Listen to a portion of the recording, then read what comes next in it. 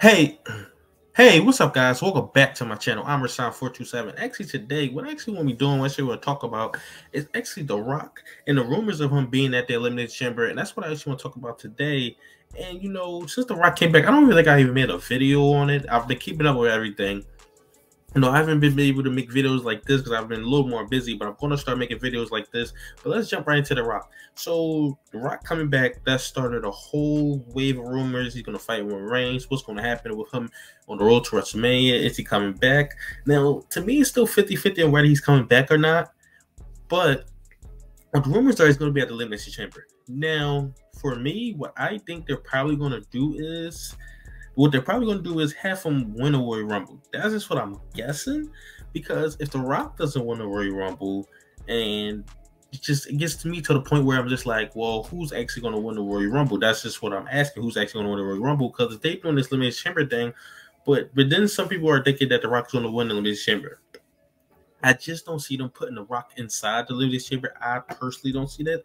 I might be wrong, but then we got to think about this Elimination Chamber show, which is a huge, huge show. Like, this is going to be bigger than, like, pretty much Survivor Series. It's going to be bigger than Money in the Bank. I mean, unless they're putting those in stadiums too, this is going to be a stadium show in Australia. Now, if it was in the United States, they probably wouldn't put the Elimination Chamber inside of a stadium because the only thing to do with stadium is Royal Rumble, WrestleMania, SummerSlam. Those only big arenas that stadiums, fields they'll do for those three. But they don't really do this because they tried it with Money in the Bank a few years ago, but then it wasn't as hot. So maybe they could try it with Money in the Bank, or maybe they could try it with a B-level pay-per-view in the United States. Will we ever get to the point where every pay-per-view is in a stadium?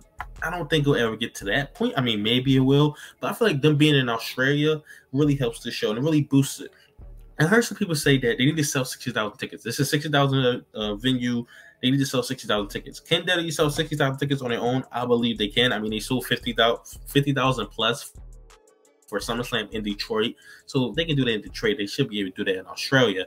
But to actually help that and just to see what the numbers are, we have to see, putting The Rock on the show will be huge. And if he's going to be at the Royal Rumble, which I believe he's going to win the Royal Rumble, even if he's not at the Royal Rumble, if he's going to be at the Road to WrestleMania, you have to put him in a position to face Roman Reigns. Now, if he doesn't win the Royal Rumble, I'll be absolutely shocked if they actually put him inside the Elimination Chamber. I know, he might not, he probably only be there for 5 minutes, but just put him in there in the risk of injuries and stuff like that. Like, when the Royal Rumble, he can enter number 30, be in there for 5 minutes, eliminate somebody, and win.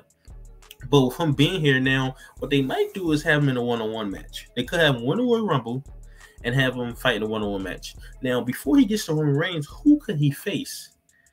It could be Austin Theory. It could be Grayson Waller. Those are the only two that would actually make sense just because he's been kind of feuding with them, if you want to call it feuding with them. But anybody else, it's a whole ton of dream matches. I mean, you could do him versus Solo. I mean, you could do him versus Cody, but do you really want to do Rock versus Cody? I don't think that's something that they actually want to do. But I believe that if he's on this show, then I believe he's doing one-on-one match. I don't believe they're putting him inside the Chamber. But you guys can tell me in the comment section below, do you believe that he's actually going to put The Rock inside the Chamber? But I do think if he's on the road to WrestleMania, there's a high likely chance he's going to be here. If this was a B pay-per-view, well, this is a B pay-per-view, but if this was just in America, or if they just did it in a 20,000 seat arena in Australia, I do not believe that that The Rock is going to be there. There's really no reason to be there. They're just selling out every single show. They don't need The Rock to sell out a 15,000 seat arena.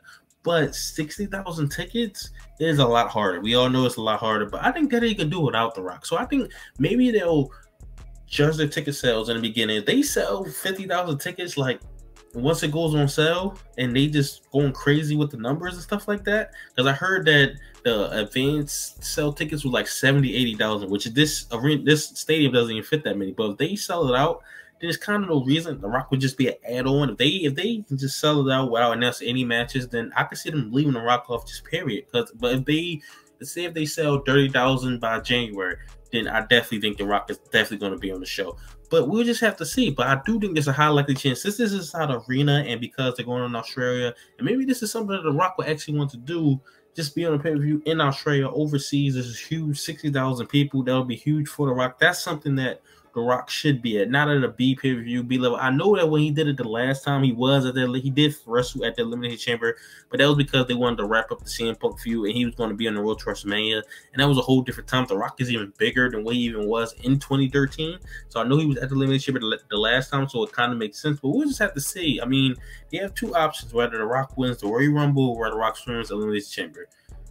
The question is, what do they do with Cody? I mean, I could make a whole separate video about what to do with Cody. There's rumors. I mean, there's people, not rumors, people talking about they should do Rock and Roman night 1 and Cody and Roman night 2. They will not do that. I don't believe they'll do that. If they have The Rock, he's going night 2. He's not going night 1.